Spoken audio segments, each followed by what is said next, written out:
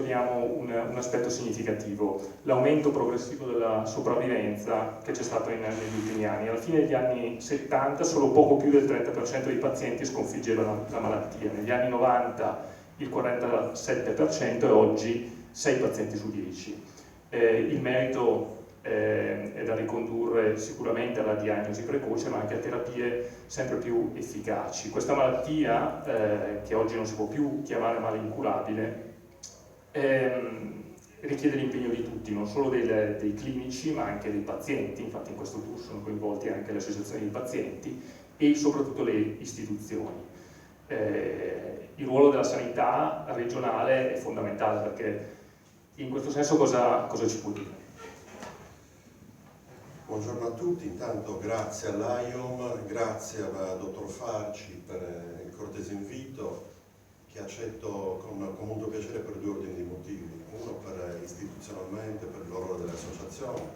Noi stiamo cercando di mettere in rete i cittadini con l'associazione dei medici, associazione di cittadini competenti, che hanno ancora più valore perché sono persone che hanno il coraggio di testimoniare la loro esperienza, medici che devono essere sempre più competenti. Però doppiamente mi fa piacere perché non posso dimenticare che per 28 anni ho fatto l'ematologo oncologo. Permettetemi di iniziare con un aneddoto, a testimonianza di quelle delle affermazioni che lei ha fatto e del titolo del libro Si può vincere. Nei miei numerosi pellegrinaggi in aeroporto, 2 settimane fa ho visto una persona che mi ha chiamato, all'inizio non la stavo riconoscendo, è una ragazza che aveva curato 25 anni fa per leucemia acuta refrattaria, è stata trattata con una forma avanzata di terapia, che è il trapianto, usando un donatore parzialmente identico geneticamente. Ha passato una lunga storia, ha fatto delle terapie avanzate e umanità. Per me è stata una testimonianza straordinaria di cosa può fare la medicina, di cosa può fare l'oncologia, però del fatto fondamentale delle relazioni umane, il fatto che dopo 25 anni, con un senso profondo di amicizia, non di gratitudine, perché noi dobbiamo fare il nostro dovere, i colleghi oncologi fanno il loro dovere, le infermiere, il team, gli specialisti di laboratorio fanno il loro dovere, però anche importante è la relazione. Cosa deve fare l'istituzione? L'istituzione in Sardegna deve avere il coraggio di valorizzare le buone pratiche. Stiamo cercando di fare una scelta importante, valorizzare le buone pratiche, perché ancora abbiamo una mobilità passiva per alcune patologie oncologiche che vogliamo condizionare positivamente, non con misure amministrative, facendo capire con un'informazione corretta, con una nuova organizzazione, che abbiamo dei professionisti all'altezza. Siamo disposti a investire, come abbiamo fatto per altre patologie. Ricordo che la Sardegna ha investito 50 milioni per dare la possibilità ai cittadini sardi con epatite C di essere curati. Quindi non è vero che ci sono ragionamenti ragionieristici, non stiamo facendo tagli lineari, abbiamo però il dovere di riorganizzare. L'oncologia merita una riorganizzazione profonda. Abbiamo fatto una scelta molto importante individuando nell'ospedale oncologico di Cagliari un punto di riferimento. Questo non vuol dire sminuire o squalificare le altre realtà, vuol dire ricreare un'esperienza che abbiamo creato in Sardegna 1500 anni avanti prima di Cristo con i nuraghi. I nuraghi non erano tutti uguali, avevano diverse dimensioni, ma erano collegati funzionalmente.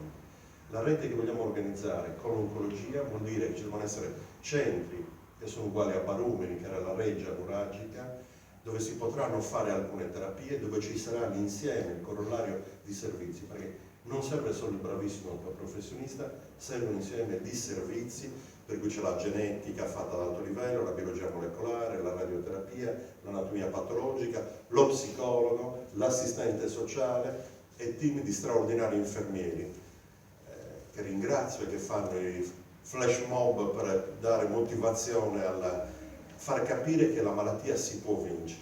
Questo è il messaggio fondamentale e si può accompagnare la persona in un momento di crisi esistenziale dando valore tutti assieme, con le terapie avanzate ma anche con un sorriso, con l'umanizzazione. Quindi io ringrazio il dottor Farci, ringrazio il professor Palmieri. La Sardegna può fare moltissimo in termini di studi avanzati, anche lì dobbiamo avere il coraggio di metterci in rete. abbiamo fortissime realtà positive, però molto spesso non dialogano. Il mio mandato è quello di far sì che i professionisti con i cittadini parlino, conversino sempre di più per dare un valore aggiunto alla nostra terra.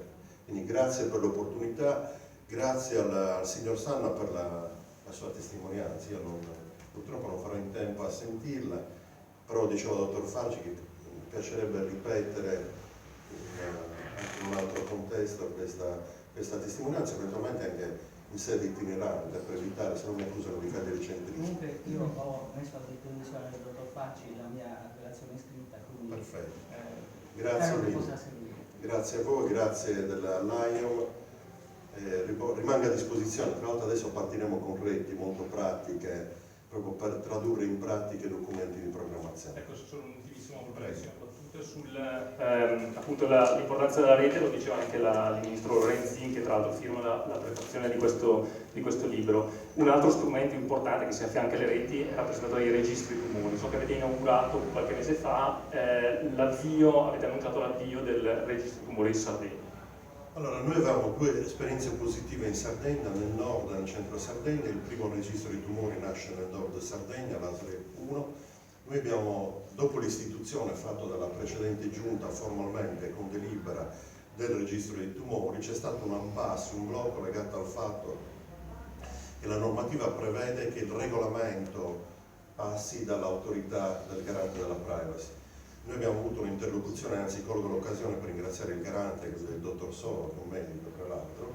Abbiamo avuto una intensa interlocuzione tra gli uffici della regione e gli uffici del garante. Abbiamo risolto, adesso il documento è ritornato dopo le correzioni che sono state richieste al garante, adesso passa al Consiglio regionale che approverà, penso che dedicherà un percorso rapido, e a quel punto dobbiamo completare con la terza pedina, faremo una federazione di registri con il registro di Cagliari. Abbiamo le competenze, abbiamo una buona esperienza. Io però vorrei che passasse anche un altro messaggio.